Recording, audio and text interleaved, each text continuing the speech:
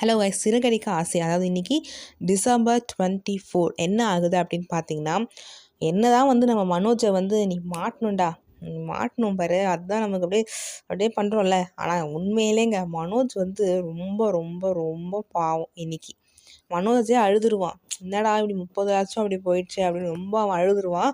அதே மாதிரி ரோகிணி வந்து நம்ம ஏமாந்துட்டுமா மனோஜ் அப்படின்னு சொல்லிட்டு மயக்கம் போட்டு விழுந்துருவாங்க. ஸோ எல்லாரும் தண்ணி தெளித்து எழுப்புவாங்க. அந்த மாதிரிலாம் நடக்கும். அதே மாதிரி மனோஜ் சொல்லுவான், இல்லை சில மாதிரி டாக்குமெண்ட்ஸ்லாம் அவருக்கு வீட்டோட டாக்குமெண்ட்ஸ்லாம் காமிச்சாரு, நான் சைன் அதை அந்த ஓனர் சொல்லுவார், ஏன்பா இப்போ வந்து ஃபேக் டாக்குமெண்ட்ஸ்லாம் நீ பார்த்தது இல்லையா, அது மாதிரிலாம் எவ்வளோ பண்ணுறாங்க அப்படின்னு சொல்லுவாங்க. மனோஜ் ரொம்ப கஷ்டத்தில் இருப்பார். அப்புறம் அந்த ஓனர் சொல்லுவார், நீங்கள் இந்த வீட்டை விட்டு கிளம்புங்க, இனிமேல் உங்கள் இந்த வீட்டுக்கும் உங்களுக்கும் சம்மந்தம் இல்லை, நீங்கள் கிளம்புங்க அப்படின்னு சொல்லும்போது, போலீஸ் இப்போ தான் போலீஸ் கம்ப்ளைண்ட் கொடுத்துட்டு வந்திருக்கேன், நீங்கள் கிளம்புங்க. போலீஸ் வந்து வருவாங்க. இந்த மாதிரி இந்த வீடு வந்து இந்த ஓனருக்கு தாங்க சொந்தம், நீங்கள் ஏமாந்த ஆள் வந்து அவன் பெரிய ஃப்ராடு, அவனை இன்னும் நாங்கள் தேடின்னு தான் இருக்கோம் அப்படின்னு சொல்லுவாங்க. அதாவது அவங்க என்ன வேலை அப்படின்னா, ஒரு வாடகை வீட்டில் போயிட்டு அந்த வீடு அவங்க சொந்த வீடுன்னு சொல்லி மற்றவங்கள ஏமாற்றி பணம் வாங்கி ஏமாத்துகிற ஆள் தான் அவங்க. அது மாதிரி நீங்களும் ஏமாந்துட்டுருக்கீங்க அப்படின்னு சொல்லுவாங்க. ஸோ மனோஜ், ரோகிணி, அவங்க அம்மா விஜயா அப்படியே தேம்பி தேம்பி அழுதுன்னு இருப்பாங்க.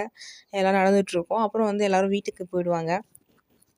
அங்கே தான் முத்து தான், ஏன் இப்போ எல்லாரும் மூஞ்ச தொங்க போட்டிருக்கீங்க, இது ஒன்றும் நம்ம வீட்டில் நடக்கிறது வந்து புதுசு இல்லையே, ஒன்று இவன் வந்து பணத்தை தூக்கின்னு ஓடுவான், இல்லைனா இவனை யாராவது ஏமாற்றிட்டு வருவாங்க, இதுதானே எப்பயும் நடந்துகிட்ருக்கு அப்படின்னு சொல்லும்போது, விஜயா டே கம்னுடா அப்படிலாம் சொல்லுவாங்க. உடனே அண்ணாமலை வந்து இப்போவும் நீ வந்து அவனுக்கு சல்லம் கொடுத்து தான் இது பண்ணிதான், முத்து பேசுனது என்ன தப்பு அப்படின்னு சொல்லிட்டு முத்துக்கு சப்போர்ட் பண்ணுவார்.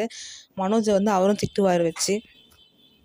உடனே வந்து முத்து வந்து இந்த மாதிரி நீ எல்லாருக்குமே ஏமாந்தா எங்ககிட்ட அப்பாவோட காசை நீ எப்படா கொடுப்ப அப்படின்னு சொல்லுவேன். உடனே ரோகிணி இப்போ கூட உங்களுக்கு இதுதானா அப்படின்னு சொல்லும்போது, நீ உங்கள் அப்பா பெரிய ஆள் தானே பார்லரம்மா, உங்கள் அப்பா கிட்ட சொல்லி நீ இது பண்ணி எவ்வளோ நாள் தான், ஏதோ வெக்கேஷன் போன மாதிரி ஜெயிலே இருப்பார் அவங்க அப்பா அப்படின்னு சொல்லுவான் முத்து. உடனே ரோகிணி பக்கம் அது வந்து திரும்பும். அப்புறம் அது அப்படியே சரியாயிடும், உங்கள் அப்பா டே கம்னுடா அப்படின்னு சொல்லிட்டுவார். அப்புறம் முத்து ஒரு சூப்பரான ஒரு இது சொல்லுவார், படித்தாதான் அறிவு வளரணும் அப்படி கிடையாது. ஏன்னா அதுக்கு பக்கா எக்ஸாம்பிள் நம்ம மனோஜ் தான். படித்தவங்களுக்கு எப்போவுமே அறிவு இருக்கும் அப்படிலாம் கிடையாது. இவன் வந்து 10 டிகிரி வாங்கியிருக்கான், அதுக்கு என்ன பிரயோஜனம் அப்படி இப்படி சொல்லுவாங்க. ஸோ இது ஒரு பக்கம் போச்சா, நாளைக்கு வந்து மனோஜ் இன்னொரு மேட்டரில் மாட்டுறாரு. என்னென்னா அந்த எக்ஸ் கேர்ள் ஃப்ரெண்டை பணம் வந்து கொடுத்துட்டேன் அப்படின்னு மனோஜோட எக்ஸ் கேர்ள் ஃப்ரெண்ட் வந்து முத்துக்கிட்ட சொல்கிறாங்க இல்லையா. ஸோ அந்த பிரச்சனையிலும் மாட்டினான். இந்த மாதிரி அந்த காசை வந்து அவங்க அப்பா கிட்ட கொடுக்காம அவனே வச்சுருந்தான்ல மனோஜ், இப்போ அதுவும் போச்சு.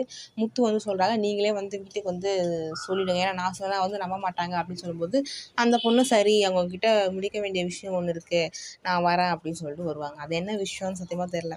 ஓகே கைஸ், உங்கள் கருத்துக்காக கமெண்ட் செக்ஷனில் ஷேர் பண்ணுங்கள்.